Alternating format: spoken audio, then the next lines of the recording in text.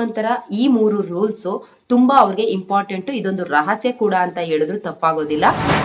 ನಾವು middle class family ಜನರು loan ಅಂತ ಅಂದ್ರೆ ಭಯಪಟ್ಟು ಒಂದು ಹೋಮ್ ಲೋನ್ ತಗೊಳ್ಳೋದಕ್ಕೂ ಕೂಡ ಎದುರುಕೊಳ್ತೀವಿ. ಸಾಲ ತಗೊಳ್ಳೋ ದುಡ್ಡಿಗಿಂತ ಬಡ್ಡಿನೇ ಜಾಸ್ತಿ ಕಟ್ಟಬೇಕಾಗುತ್ತೆ ಅಂತ ಒಂದು ದಡ್ಡತನನ ನಾವು ತಿಳ್ಕೊಂಡು ನಾವು ದಡ್ಡರಾಗಿ ಹೋಮ್ ಲೋನ್ ತಗೊಳ್ಳೋದ್ರ ಬದಲಾಗಿ ಹೋಮ್ ಅಪ್ಲೈನ್ಸ್ ಲೋನ್ ನ ತಗೊಳ್ತೀವಿ.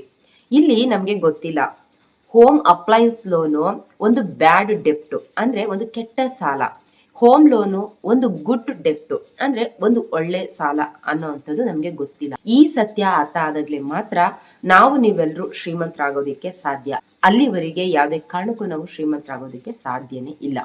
ಸೊ ಇರೋ ಸತ್ಯನ ನೀವು ತಿಳ್ಕೊಬೇಕಾಗುತ್ತೆ.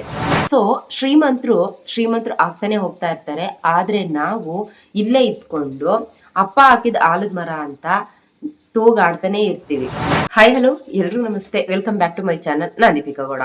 ಇವತ್ತು ನನ್ನ ವಾಯ್ಸ್ ನಲ್ಲಿ ಸ್ವಲ್ಪ ಡಿಸ್ಟರ್ಬೆನ್ಸ್ ಇದ್ರೆ ದಯವಿಟ್ಟು ಕ್ಷಮಿಸಿ. ಯಾಕಂದ್ರೆ ನನಗೆ ಸ್ವಲ್ಪ ಕಾಫ್ ವಿತ್ ಕೋಲ್ಡ್ ಇದೆ. ಸೊ ಹಾಗಾಗಿ ನನ್ನ ವಾಯ್ಸ್ ನಲ್ಲಿ ಕ್ಲಾರಿಟಿ ಇಲ್ಲ. ನಾನು ಆದಷ್ಟು ನನ್ನ ವಾಯ್ಸ್ ನಲ್ಲಿ ಕ್ಲಾರಿಟಿ ಕೊಡೋದಕ್ಕೆ ಟ್ರೈ ಮಾಡ್ತೀನಿ ಅಂತ ಹೇಳ್ತಾ ನನ್ನ ವಿಡಿಯೋನ ಸ್ಟಾರ್ಟ್ ಮಾಡ್ತಾ ಇದ್ದೀನಿ. ಸಾಲ ಮಾಡಿ ಸಾಹುಕಾರರಾಗೋದು ಅಂದ್ರೆ ನಗ್ತೀರಾ, ಆದ್ರೆ ಶ್ರೀಮಂತರುಗಳು ಸಾಲ ಮಾಡಿ ಶ್ರೀಮಂತರಾಗ್ತಾ ಇರುವಂತದ್ದು ಇದಂತೂ 100% ಸತ್ಯ. ನಾವು ಮಿಡಲ್ ಕ್ಲಾಸ್ ಫ್ಯಾಮಿಲಿಯವರು ಮಾತ್ರ ಸಾಲ ಮಾಡೋದಕ್ಕೆ ಎದುರುಕೊಳ್ತಾ ಇದ್ದೀವಿ. ಇನ್ವೆಸ್ಟ್ಮೆಂಟ್ ಲೋನ್ಗೆ ಭಯ ಪಡ್ತಾರೆ. ಒಂದು ಗುಡ್ ಇನ್ವೆಸ್ಟ್ಮೆಂಟ್ ಮಾಡಿ ಅಂತ ಅಂದ್ರೆ ಅದಕ್ಕೆ ಭಯ ಪಡ್ತಾರೆ. ಯಪ್ಪಾ ನನ್ ಕೈಲಿ ಆಗೋದಿಲ್ಲ ಕಣಪ್ಪ ಅಂತ. ಅದೇ ಈ EMI ಟಿವಿ ತಗೊಳ್ಳಿ, ಮೊಬೈಲ್ ತಗೊಳ್ಳಿ ಅಂತ ಅಂದ್ರೆ ಒಂದು ಧೈರ್ಯ ಬಂದ್ಬಿಡುತ್ತೆ. ಏನಾದ್ರು ಕೇಳಿದ್ರೆ ಇದನ್ನೆಲ್ಲ ಸುಮ್ನೆ ವೇಸ್ಟ್ ಮಾಡ್ತೀಯಲ್ಲ ಈ ಸಾಲ ಎಲ್ಲ ತಗೊಂಡು, ಅದೇ ಯಾವ್ದಕ್ಕಾದ್ರೂ ಒಂದು ಗುಡ್ ಇನ್ವೆಸ್ಟ್ಮೆಂಟ್ ಮಾಡು ಅಂತ ಅಂದ್ರೆ ಯಪ್ಪ ಅಷ್ಟನ್ ಮಾತ್ರ ನಾನು ತಗೊಳೋದಕ್ ಆಗೋದಿಲ್ಲ ಕಣಪ್ಪ. ಯಪ್ಪ ನಾನ್ ಬರ್ತಾ ಇರೋ ಸಂಬಳದಲ್ಲಿ ನನ್ನ ಫ್ಯಾಮಿಲಿನ ಮೇಂಟೈನ್ ಮಾಡ್ಕೊಂಡು ಹೆಂಗೋ ನೆಮ್ಮದಿಯಿಂದ ಜೀವನ ಮಾಡ್ತಾ ಇದ್ದೀನಿ. ಒಂದ್ ಚಿಕ್ಕ ಪುಟ್ಟ EMI ಹಾಕಿಸ್ಕೊಳ್ತೀನಿ, ಅದು ಆರಾಮಾಗಿ ನನ್ನ ಸಂಬಳದಲ್ಲಿ ಸ್ವಲ್ಪ ಮಿಕ್ಕಿದ್ರಲ್ಲಿ ತೀರಿಸ್ಕೊಳ್ತಾ ಬರ್ತೀನಿ. ಈ ತರ ಗುಡ್ ಇನ್ವೆಸ್ಟ್ಮೆಂಟ್ ಅಂತ ಮಾಡೋಕ್ ಹೋಗಿ ಇರೋದನ್ನು ಕಳ್ಕೊಳ್ಳೋದಕ್ಕೆ ನಾನ್ ರೆಡಿ ಇಲ್ಲಪ್ಪ ಅಂತ ಸಾಲದಿಂದ ಸ್ವಲ್ಪ ದೂರನೇ ಉಳ್ಕೊಳ್ತಾರೆ. ಅವ್ರಿಗೆ ಸಾಲದ ವಿಷಯದಲ್ಲಿ ಧೈರ್ಯ ಅನ್ನೋಂಥದ್ದು ಕಮ್ಮಿ, ಭಯ ಅನ್ನೋಂಥದ್ದು ಜಾಸ್ತಿ. ಸೊ ಹಾಗಾಗಿ ಅವರು ಸಾಲದ ಗುಂಗಿಗೆ ಹೋಗೋದಿಲ್ಲ. ಆದ್ರೆ ನಾವು ತಿಳ್ಕೊಬೇಕಾಗಿರುವಂತ ಇನ್ನೊಂದು ಸತ್ಯನೂ ಕೂಡ ಇದೆ. ನಾವು ಮಿಡಲ್ ಕ್ಲಾಸ್ ಫ್ಯಾಮಿಲಿಯವರು ಎಡು ಬೀಳ್ತಾ ಇರೋವಂಥದ್ದೇ ಈ ವಿಷಯದಲ್ಲಿ.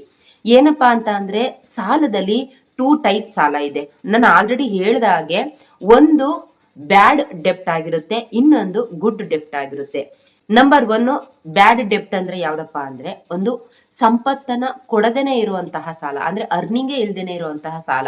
ನಾವು ಅರ್ನಿಂಗ್ ಬರ್ದೇನೆ ಇರೋ ರೀತಿ ಇನ್ವೆಸ್ಟ್ಮೆಂಟ್ ನ ಮಾಡ್ತಾ ಇರುವಂತಹ ಸಾಲ ಆಗಿರ್ಬೋದು. ಯಾವ ರೀತಿ? ಫಾರ್ ಎಕ್ಸಾಂಪಲ್ ಟಿವಿ ತಗೊಳ್ತೀರಾ, EMI ನಲ್ಲಿ ವಾಷಿಂಗ್ ಮಿಷಿನ್ ತಗೊಳ್ತೀರಾ, ಫ್ರಿಡ್ಜ್ ನ ತಗೊಳ್ತೀರಾ, ಕ್ರೆಡಿಟ್ ಕಾರ್ಡ್ ನಲ್ಲಿ ಶಾಪಿಂಗ್ ಮಾಡ್ತೀರಾ ಸಾಲವಾಗಿ ಇಟ್ಕೊಂಡು, ಮತ್ತೆ ಯಾವುದೇ ಒಂದು ಪ್ರಯೋಜನನೂ ಇರೋದಿಲ್ಲ ಕಾರ್ನ ಲೋನ್ ನಲ್ಲಿ ತಗೊಳ್ತೀರಾ, ಜೊತೆಗೆ ಪರ್ಸನಲ್ ಲೋನ್ ಬೇರೆ ತಗೊಳ್ತೀರಾ ಬೇರೆಯವ್ರಿಗೆ ನಾನು ರಿಚ್ ಪರ್ಸನ್ ಅಂತ ಶೋ ಆಫ್ ಮಾಡೋದಕ್ಕೋಸ್ಕರ. ಇವೆಲ್ಲವೂ ಕೂಡ ಬ್ಯಾಡ್ ಡೆಪ್ಟ್. ನಿಜ ಏನ್ ಗೊತ್ತಾ, ನೀವ್ ಈ ರೀತಿ ಎಲ್ಲ ಒಂದು ಟಿವಿನಾಗ್ಲಿ ಫ್ರಿಡ್ಜ್ ಆಗ್ಲಿ EMI ಹಾಕಿಸ್ಕೊಳ್ಳೋದೇ ಆಗಿರ್ಬೋದು, ಶೋ ಆಫ್ಗೋಸ್ಕರ ಪರ್ಸನಲ್ ಲೋನ್ ನ ತಗೊಳ್ಳೋದೇ ಆಗಿರ್ಬೋದು, ಅಥವಾ ಕಾರ್ನ ಒಂದು ಅರ್ನಿಂಗೇ ಇಲ್ದೇನೆ ಸುಮ್ನೆ ಯಾವತ್ತೋ ಒಂದಿನ ಹೋಗಿ ಫ್ಯಾಮಿಲಿ ಜೊತೆ ಸುತ್ತಾಡೋದಕ್ಕೋಸ್ಕರ ನೀವು ಲೋನ್ ನಲ್ಲಿ ಕಾರ್ ತಗೊಳ್ಳೋದಾಗಿರ್ಬೋದು, ಈ ರೀತಿ ಎಲ್ಲ ನೀವು ಬ್ಯಾಡ್ ಡೆಪ್ಟ್ ನ ಮಾಡೋದ್ರಿಂದ ಆ ಲೋನು ನಿಮ್ಗೆ ಆ ಕ್ಷಣಿಕವಾಗಿ ನಿಮ್ಗೆ ಒಂದು ಕಂಫರ್ಟ್ ಝೋನ್ ನ ಕ್ರಿಯೇಟ್ ಮಾಡ್ಕೊಡ್ಬೋದು, ಜೊತೆಗೆ ಅದೊಂದು ಸಂತೋಷ ಅಂತಾನೂ ಕೂಡ ಹೇಳ್ಬೋದು. ಆದ್ರೆ ಅದು ನಿಮ್ಗೆ ವೆಲ್ತ್ ನ ತಂದು ಕೊಡೋದಿಲ್ಲ, ಜೊತೆಗೆ ಅದು ಯಾವುದೇ ಕಾರಣಕ್ಕೂ ಅರ್ನಿಂಗ್ ಕೂಡ ತಂದು ಕೊಡೋದಿಲ್ಲ. ಈ ರೀತಿ ಆಗಿರುತ್ತೆ ಬ್ಯಾಡ್ ಡೆಪ್ಟ್. ನೆಕ್ಸ್ಟ್ ಸೆಕೆಂಡ್ ಒನ್ ಡೆಪ್ಟ್ ಬಂದು ಗುಡ್ ಡೆಪ್ಟ್ ಅಂತ ಹೇಳಿ. ಇದು ಸಂಪತ್ತನ್ನ ತಂದು ಕೊಡುವಂಥದ್ದು. ನೀವೇನೇ ಒಂದು ಇನ್ವೆಸ್ಟ್ಮೆಂಟ್ ನ ಮಾಡ್ತೀರಾ ಅಂದ್ರೂ ಕೂಡ ಒಂದು ಲಾಂಗ್ ಟರ್ಮ್ಗೆ ಅದು ನಿಮ್ಗೆ ದುಡ್ಡಿನ ಮೇಲೆ ದುಡ್ಡು ಬೆಳೀತಾ ಹೋಗ್ತಾ ಇರುವಂತದ್ದೇ ಒಂದು ಗುಡ್ ಡೆಪ್ಟ್ ಅಂತ ಹೇಳ್ಬೋದು. ಇಲ್ಲಿ ನೀವು ಸಾಲ ಮಾಡಿ ಇನ್ವೆಸ್ಟ್ಮೆಂಟ್ ಮಾಡಿರ್ತೀರಲ್ಲ, ಆ ಸಾಲದ ದುಡ್ಡು ಕೂಡ ಕೆಲಸ ಮಾಡಿ ಅರ್ನಿಂಗ್ ನ ತಂದ್ಕೊಡ್ತಾ ಇರುತ್ತೆ. ಈ ಗುಡ್ ಡೆಪ್ಟ್ ಅಂದ್ರೆ ಒಳ್ಳೆ ಸಾಲ ಯಾವ್ದಪ್ಪ ಅಂತ ಅಂದ್ರೆ ಒಂದು ಹೋಮ್ ಲೋನ್ಗೋಸ್ಕರ ಒಂದು ಒಳ್ಳೆ ಸಾಲನ ಮಾಡಿರ್ತೀರಾ ಅಂತ ಅಂದ್ರೆ ಅದು ಲಾಂಗ್ ಟರ್ಮ್ಗೆ ಒಂದು ಅಸೆಟ್ ಆಗಿರುತ್ತೆ. ಮತ್ತೆ ಬಿಸ್ನೆಸ್ಗೋಸ್ಕರ ನೀವು ಸಾಲನ ಮಾಡಿರ್ತೀರಾ ಅಂತ ಅಂದ್ರೆ ನೀವು ಒಂದು ಚಿಕ್ಕ ಬಿಸ್ನೆಸ್ ಆದ್ರೂ ಮಾಡಿ, ಇಲ್ಲ ದೊಡ್ಡ ಬಿಸ್ನೆಸ್ ಆದ್ರೂ ಮಾಡಿ ಒಂದ್ ಸಮ್ ಪ್ರಾಫಿಟ್ ಅಂತ ತಂದ್ಕೊಡುತ್ತೆ. ಮಕ್ಕಳ ಎಜುಕೇಶನ್ಗೋಸ್ಕರ ನೀವು ಸಾಲನ ಮಾಡಿರ್ತೀರಾ, ಎಜುಕೇಶನ್ ಲೋನ್ ಅಂತ ಅಂದ್ರೆ ಅದು ಒಂದು ಸ್ಕಿಲ್ ಪ್ಲಸ್ ಒಂದು ಜಾಬ್ ನ ತಂದ್ಕೊಡುತ್ತೆ ಆಫ್ಟರ್ ಸಮ್ ಟೈಮು. ಸೊ ಈ ರೀತಿ ಎಲ್ಲ ನೀವು ಲೋನ್ ನ ಮಾಡೋದ್ರಿಂದ ಇದು ಒಂದು ಗುಡ್ ಲೋನ್ ಅಂತಾನೆ ಹೇಳ್ಬೋದು.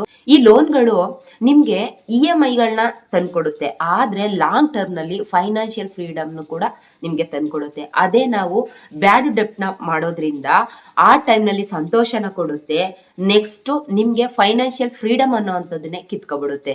ಫಾರ್ ಎಕ್ಸಾಂಪಲ್ ಹೇಳ್ತೀನಿ, ಎ ಅನ್ನೋ ವ್ಯಕ್ತಿ 40-45 ಸಾವಿರ ರೂಪಾಯಿಗೆ ಒಂದು ಲೋನ್ ಹಾಕೊಂಡು ಒಂದು ಫ್ರಿಡ್ಜ್ ನ ತಗೊಳ್ತಾನೆ. ಅದು 3 to 4 ಇಯರ್ EMI ಇರುತ್ತೆ. ಕೆಲವು ವರ್ಷಗಳ ನಂತರ EMI ತೀರೋದಕ್ಕಿಂತ ಮುಂಚೆನೋ ಇಲ್ಲ ತೀರೋ ಆದ್ಮೇಲೂ ಕೂಡ ಆ ಫ್ರಿಡ್ಜ್ ನ ವ್ಯಾಲ್ಯೂ 0 ಆಗಿರುತ್ತೆ. ಇನ್ನೊಬ್ಬ ಬಿ ಅನ್ನೋ ವ್ಯಕ್ತಿ ಹೋಮ್ ಲೋನ್ ನ ತಗೊಂಡು 10-15 ವರ್ಷಗಳ ಕಾಲ EMI ನ ಹಾಕಿಸ್ಕೊಂಡು EMI ಎಲ್ಲ ತೀರ್ಸಿದ ನಂತರ, ಅಂದ್ರೆ ಕೆಲವು ವರ್ಷಗಳ ನಂತರ ಹೋಮ್ ವ್ಯಾಲ್ಯೂ ಬಂದು ಡಬಲ್ ಆಗಿರುತ್ತೆ. ನೀವ್ ಇದ್ರಲ್ಲಿ ಥಿಂಕ್ ಮಾಡಿ, 40,000 ರೂಪಾಯಿ EMI ಹಾಕಿಸ್ಕೊಂಡು ಫ್ರಿಡ್ಜ್ ತಗೊಂಡಿರೋಂತ ಎ ವ್ಯಕ್ತಿ ಉತ್ತಮನ, ಅಂದ್ರೆ ಬುದ್ಧಿವಂತನ, ಹೋಮ್ ಲೋನ್ ತಗೊಂಡು 10-15 ವರ್ಷಗಳ ಕಾಲ EMI ಕಟ್ಟಿ ಅದಾದ ನಂತರ ಹೋಮ್ ವ್ಯಾಲ್ಯೂನ ಡಬಲ್ ಮಾಡ್ಕೊಂಡಲ್ಲ, ಅವನು ಬುದ್ಧಿವಂತನ, ಬಿ ವ್ಯಕ್ತಿ ಬುದ್ಧಿವಂತನ ಅನ್ನೋಂಥದ್ನ ನೀವೇ ಥಿಂಕ್ ಮಾಡ್ಬೇಕು. ಇಲ್ಲಿ ಎ ಅನ್ನೋ ವ್ಯಕ್ತಿ ನಾವು ನಮ್ಮಂತವ್ರು ಮಿಡಲ್ ಕ್ಲಾಸ್ ಫ್ಯಾಮಿಲಿಯರು, ಬಿ ಅನ್ನೋ ಅಂತ ವ್ಯಕ್ತಿ ಶ್ರೀಮಂತ ವ್ಯಕ್ತಿ ಆಗಿರ್ತಾನೆ. ಅವನು ತುಂಬಾ ಬುದ್ಧಿವಂತಿಕೆಯಿಂದ ಜಾಣ್ಮೆತನದಿಂದ ಎಲ್ಲಿ ಲೋನ್ ನ ತಗೊಂಡು ಯಾವ್ದಕ್ಕೆ ಇನ್ವೆಸ್ಟ್ಮೆಂಟ್ ಮಾಡ್ಬೇಕು ಅನ್ನೋಂಥದ್ದು ಅವನು ಗೊತ್ತಿರುತ್ತೆ. ಸೊ ಹಾಗಾಗಿ ಅವನ ಅಮೌಂಟ್ ನ ಡಬಲ್ ಮಾಡ್ಕೊಳ್ತಾನೆ. ನಾವು ನಮ್ಮಂತರು ಫ್ರಿಡ್ಜ್ ನ EMI ತಗೊಂಡು ಅದ್ರ ವ್ಯಾಲ್ಯೂನ 0 ಮಾಡ್ಕೊಂಡಿರ್ತೀವಿ. ಅಷ್ಟೇ ಇದ್ರ ಅರ್ಥ. ರಿಚ್ ಜನ ಸಾಲ ತಗೊಳ್ಳೋದಕ್ಕೆ ರಹಸ್ಯ ಏನು ಗೊತ್ತಾ? ಅವರ ಸೀಕ್ರೆಟ್, ಅವ್ರ ಹತ್ರ ದುಡ್ಡಿಲ್ಲ ಅಂತಲ್ಲ. ಒಬ್ಬ ಶ್ರೀಮಂತ ವ್ಯಕ್ತಿ ಹತ್ರ 10 ಲಕ್ಷ ದುಡ್ಡಿದೆ ಅಂತ ಅಂದ್ರೆ ಅವನು ಬ್ಯಾಂಕ್ ನಲ್ಲಿ ಇಡೋದಕ್ಕೆ ಇಷ್ಟಪಡೋದಿಲ್ಲ. ಯಾಕಂದ್ರೆ ಬ್ಯಾಂಕ್ ನಲ್ಲಿ ಇಯರ್ಲಿ 3 to 4% ಮಾತ್ರ ರಿಟರ್ನ್ ಸಿಗುತ್ತೆ. ಅದೇ ಕ್ಯಾಶ್ ಇನ್ವೆಸ್ಟ್ಮೆಂಟ್ ಅಂತ ಮಾಡಿದ್ರೆ ಅವನಿಗೆ ಟ್ಯಾಕ್ಸ್ ಕೂಡ ಡಿಡಕ್ಟ್ ಆಗುತ್ತೆ. ಜೊತೆಗೆ ಅವನು ಲೋನ್ ತಗೊಳ್ಳೋಂಥದ್ದು ತುಂಬಾ ಚೀಪ್ ಆಗಿ ಲೋನ್ ನ ತಗೊಂಡಿರ್ತಾನೆ. ಆನ್ಯುವಲ್ ರೇಟ್ ಆಫ್ ಇಂಟ್ರೆಸ್ಟ್ ಬಂದು 8 to 9% ಇರುತ್ತೆ. ಅವನು ಲೋನ್ ನ ತಗೊಂಡು ಇನ್ವೆಸ್ಟ್ಮೆಂಟ್ ಮಾಡಿದಂತಹ ಒಂದು ಬಿಸ್ನೆಸ್ ಪ್ರಾಫಿಟ್ ಕೊಟ್ರೆ ಇಯರ್ಲಿ 12 to 15% ರಿಟರ್ನ್ಸ್ ಕೊಡುತ್ತೆ. ಸೊ ಅವನು ಒಂದು ಲೋನ್ ನ ತಗೊಂಡು ಆ ಲೋನ್ ನ ಒಂದು ಬಿಸ್ನೆಸ್ ಆಗಿ ಕನ್ವರ್ಟ್ ಮಾಡಿ ಒಂದ್ ಸ್ವಲ್ಪ ಅಮೌಂಟ್ ನ ಇನ್ವೆಸ್ಟ್ಮೆಂಟ್ ಮಾಡಿ ಅದರಲ್ಲಿ ಬರುವಂತಹ ಆದಾಯದಿಂದನೇ ಅವನು EMI ನು ಕಟ್ಕೊಳ್ತಾನೆ, ಅದ್ರಲ್ಲಿ ಲಾಭನೂ ಕೂಡ ಪಡ್ಕೊಳ್ತಾನೆ. ಜೊತೆಗೆ ಅವನ ಸಿಬಿಲ್ ಸ್ಕೋರು ಕೂಡ ಇಂಪ್ರೂವ್ ಆಗುತ್ತೆ. ನೆಕ್ಸ್ಟ್ ಯಾವ್ದೇ ಒಂದು ಬಿಸ್ನೆಸ್ ಮಾಡ್ತೀನಿ ಅಂತ ಅಂದ್ರೂ ಕೂಡ ಅವನ್ಗೆ ಆರಾಮಾಗಿ ಕಣ್ಣು ಮುಚ್ಕೊಂಡು ಬ್ಯಾಂಕ್ನವರು ಟ್ರಸ್ಟ್ ಇಟ್ಟು ನೆಕ್ಸ್ಟ್ ಲೋನ್ ನ ಪ್ರೊಸೀಡ್ ಮಾಡ್ತಾರೆ. ನಮ್ಮ ಮಿಡಲ್ ಕ್ಲಾಸ್ ಫ್ಯಾಮಿಲಿಯವ್ರಿಗೂ ರಿಚ್ ಪರ್ಸನ್ಗೂ ಇರೋ ವ್ಯತ್ಯಾಸ ಏನು ಗೊತ್ತಾ? ಶ್ರೀಮಂತ ವ್ಯಕ್ತಿಗಳು ಬ್ಯಾಂಕ್ ದುಡ್ಡನ್ನ ಬಳಸಿ ಅವರ ದುಡ್ಡನ್ನ ಗ್ರೋ ಮಾಡ್ತಾರೆ. ನಮ್ಮಂತ ಮಿಡಲ್ ಕ್ಲಾಸ್ ಫ್ಯಾಮಿಲಿ ಜನರು ಈ ರೀತಿ ಬ್ಯಾಡ್ ಡೆಪ್ಟ್ ನ ತಗೊಂಡು ನಮ್ಮ ದುಡ್ಡನ್ನೇ ಅವರಿಗೆ ಕಟ್ಟಿ ಬ್ಯಾಂಕ್ ನವ್ರನ್ನ ಉದ್ಧಾರ ಮಾಡ್ತೀವಿ. ಅಷ್ಟೇ ನಮಗೂ ಶ್ರೀಮಂತರಿಗಿರುವಂತಹ ವ್ಯತ್ಯಾಸ. ಅವರು ತಲೆ ಉಪಯೋಗಿಸಿ ಬ್ಯಾಂಕ್ ಅವ್ರ ದುಡ್ಡನ್ನ ಅವರು ದುಡ್ಡನ್ನಾಗಿ ಮಾಡಿಸ್ಕೊಳ್ತಾರೆ, ನಾವು ನಮ್ ದುಡ್ಡನ್ನ ಬ್ಯಾಂಕ್ ಅವರು ಕೊಡ್ತೀವಿ ಅಷ್ಟೇ. ನಮ್ಮ ಮಿಡಲ್ ಕ್ಲಾಸ್ ಫ್ಯಾಮಿಲಿ ಜನ ತುಂಬಾ ಭಯ ಪಡೋದು, ಜೊತೆಗೆ ಎಮೋಷನಲ್ ಫೀಲ್. ಯಾವ ರೀತಿ ಅಂತ ಅಂದ್ರೆ, ನಮ್ಮ ಮನೆಗಳಲ್ಲಿ ಸಾಲ ಬೇಡ, ಇರೋ ಅಂತದ್ದೇ ಸಾಕು, ಇರೋದ್ರಲ್ಲೇ ಜೀವನ ಮಾಡೋದ್ರಾಯ್ತು, ಸಾಲ ಮಾಡಿ ಇರೋದನ್ನು ಕಳ್ಕೊಳ್ಳೋ ಅಂತದ್ದು ಬೇಡ ಅನ್ನೋ ರೀತಿ ಎಮೋಷನಲ್ ಆಗಿ ಥಿಂಕ್ ಮಾಡ್ತಾನೆ ಇರ್ತೀವಿ. ಆದ್ರೆ ನಿಜ ಏನ್ ಗೊತ್ತಾ? ಭಯ ಅನ್ನೋಂಥದ್ದು ನಿಮ್ಮನ್ನ ಸೇಫ್ ಮಾಡಲ್ಲ. ಅದು ಭಯ ಅನ್ನೋಂಥದ್ದು ನಿಮ್ಮ ಭವಿಷ್ಯನ ಕಿತ್ಕೊಳ್ಳುತ್ತೆ. ಸಾಲ ನಿಮ್ಮನ್ನ ನಾಶ ಮಾಡುತ್ತೆ ಅನ್ನೋಂತಹ ಕೆಟ್ಟ ಮನೋಭಾವದಿಂದ ಹೊರಗಡೆ ಬನ್ನಿ. ನೀವು ಹಾಗಂತ ನಾನು ಸಾಲ ಮಾಡಿ ಅಂತ ಹೇಳ್ತಾ ಇಲ್ಲ. ಸಾಲ ಅಂತ ಅಂದ್ರೆ ಏನು, ಯಾವ ಸಾಲ ಒಳ್ಳೇದು, ಯಾವ ಸಾಲದಿಂದ ನಾವು ಕೂಡ ಶ್ರೀಮಂತ ವ್ಯಕ್ತಿಯಾಗಿ ಬದುಕ್ಬೋದು ಅನ್ನೋ ಅಂತದನ್ನೆಲ್ಲ ನೀವು ಅರ್ಥ ಮಾಡ್ಕೊಳ್ಳಿ ಅಂತ ಹೇಳ್ತಾ ಇದ್ದೀನಿ ಅಷ್ಟೇ. ಇಲ್ಲಿ ಶ್ರೀಮಂತ ವ್ಯಕ್ತಿಗಳು ಸಾಲನ ತಮ್ಮ ಸೇವಕರಾಗಿ ಕೆಲಸ ಮಾಡಿಸ್ಕೊಳ್ತಾರೆ. ಮತ್ತೆ ಅವ್ರು ಯಾವುದೇ ಕಾರಣಕ್ಕೂ ಸಾಲಕ್ಕೆ ಗುಲಾಮರಾಗೋದಿಲ್ಲ. ಅವರು ತಗೊಳ್ಳೋಂತ ಸಾಲದಲ್ಲಿ ಒಂದು ಇನ್ವೆಸ್ಟ್ಮೆಂಟ್ ನ ಮಾಡಿ ಆ ಇನ್ವೆಸ್ಟ್ಮೆಂಟ್ ನಲ್ಲಿ ಲಾಭನ ತಗೊಂಡು ಅದ್ರಲ್ಲೇ ತಮ್ಮ ಸಾಲನ ತೀರಿಸ್ಕೊಳ್ತಾ ಹೋಗ್ತಾರೆ ಹೊತ್ತು ಅವರು ಎಕ್ಸ್ಟ್ರಾ ಕೈಯಿಂದ ಹಾಕಿ ಸಾಲನ ತೀರ್ಸೋ ಅಂತ ಜಯಮಾನವರೇ ಅಲ್ಲ ಈ ಶ್ರೀಮಂತ ವ್ಯಕ್ತಿಗಳು. ಶ್ರೀಮಂತರುಗಳು ಸಾಲ ಮಾಡಿದ್ಮೇಲೆ ಅವರು ಒಂದು 3 ಗೋಲ್ಡನ್ ರೂಲ್ಸ್ ನ ಫಾಲೋ ಮಾಡ್ತಾರೆ.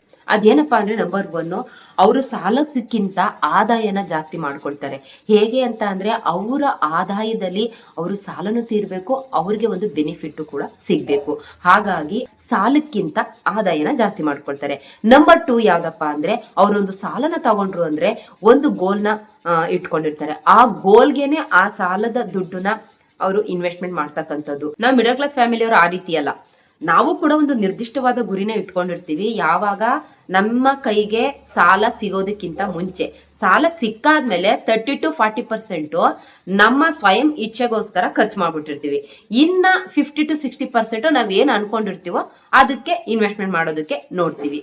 ಆದ್ರೆ ರಿಚ್ ಪರ್ಸನ್ ಯಾವುದೇ ಕಾರಣಕ್ಕೂ ಅವರ ನಿರ್ದಿಷ್ಟ ಗುರಿನ ತಪ್ಪಿ ಬೇರೆಯವ್ರಿಗೆ ಶೋ ಆಫ್ಗೋಸ್ಕರ ಆಗಿರ್ಲಿ, ಇಲ್ಲ ಬೇರೆ ಅವರ ಸ್ವ ಇಚ್ಛೆ ಖರ್ಚುಗಳಿಗಾಗಿರ್ಲಿ ಅವರು ಖರ್ಚು ಮಾಡೋದಕ್ಕೆ ಹೋಗೋದಿಲ್ಲ. ನಂಬರ್ 3 ರೂಲ್ ಯಾವ್ದು ಗೊತ್ತಾ? ಅವ್ರು ಒಂದ್ ಸಾಲನ ತಗೊಂಡಿದ್ದಾರೆ ಅಂತ ಅಂದ್ರೆ ಫಸ್ಟ್ ಆ ಸಾಲನ ತೀರ್ಸೋವರೆಗೂ ಕೂಡ ಇನ್ನೊಂದ್ ಸಾಲ ಮಾಡೋದಕ್ಕೆ ಹೋಗೋದಿಲ್ಲ. ಆ ಸಾಲನ ಅಕಸ್ಮಾತ್ ಇನ್ನೊಂದ್ ಸಾಲ ಮಾಡ್ಬೇಕು ಅಂದ್ರೂ ಕೂಡ ಈ ಸಾಲನ ಕಂಪ್ಲೀಟ್ ಮಾಡಿ ಇನ್ನೊಂದ್ ಸ್ಟೆಪ್ಪಿಗಾಗ್ಲಿ, ಇಲ್ಲ ಇನ್ನೊಂದು ಇನ್ವೆಸ್ಟ್ಮೆಂಟ್ಗಾಗ್ಲಿ, ಇಲ್ಲಷ್ಟು ಇನ್ನೊಂದು ಸಾಲಕ್ಕೆ ಅವರು ಮುಂದಾಗ್ತಾರೆ. ನಮ್ಮ ಮಿಡಲ್ ಕ್ಲಾಸ್ ಫ್ಯಾಮಿಲಿ ಅವ್ರು ನಾವು ಆ ರೀತಿ ಅಲ್ಲ.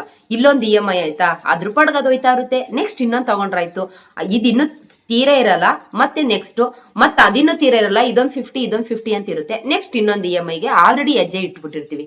ಸೊ ಹಾಗಾಗಿ ಶ್ರೀಮಂತರ ಈ 3 ರೂಲ್ಸ್ ತುಂಬಾ ಅವ್ರಿಗೆ ಇಂಪಾರ್ಟೆಂಟ್. ಇದೊಂದು ರಹಸ್ಯ ಕೂಡ ಅಂತ ಹೇಳಿದ್ರು ತಪ್ಪಾಗೋದಿಲ್ಲ. ಹಾಗಾಗಿ ಅವರ ಸಂಪತ್ತು ಬೆಳೀತಾ ಹೋಗ್ತಾ ಇರುತ್ತೆ.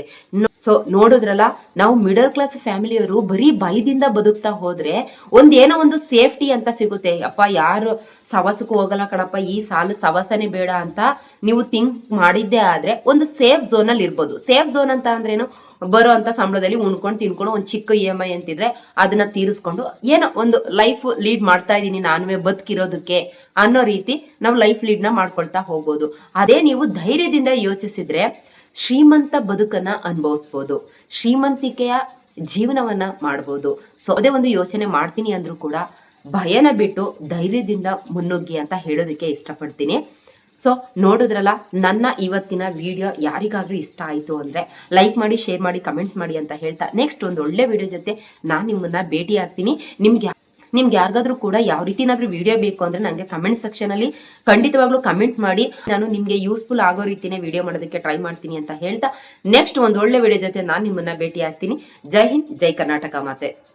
ಹಾಗಾಗಿ ಅವರ ಸಂಪತ್ತು ಬೆಳೀತಾ ಹೋಗ್ತಾ ಇರುತ್ತೆ.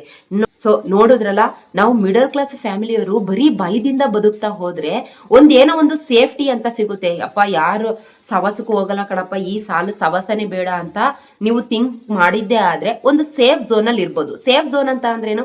ಬರೋ ಅಂತ ಸಂಬಳದಲ್ಲಿ ಉಣ್ಕೊಂಡು ತಿನ್ಕೊಂಡು ಒಂದು ಚಿಕ್ಕ EMI ಅಂತಿದ್ರೆ ಅದನ್ನ ತೀರಿಸ್ಕೊಂಡು ಏನೋ ಒಂದು ಲೈಫ್ ಲೀಡ್ ಮಾಡ್ತಾ ಇದೀನಿ ನಾನುವೇ ಬದುಕಿರೋದಕ್ಕೆ ಅನ್ನೋ ರೀತಿ ನಾವು ಲೈಫ್ ಲೀಡ್ ನ ಮಾಡ್ಕೊಳ್ತಾ ಹೋಗ್ಬೋದು.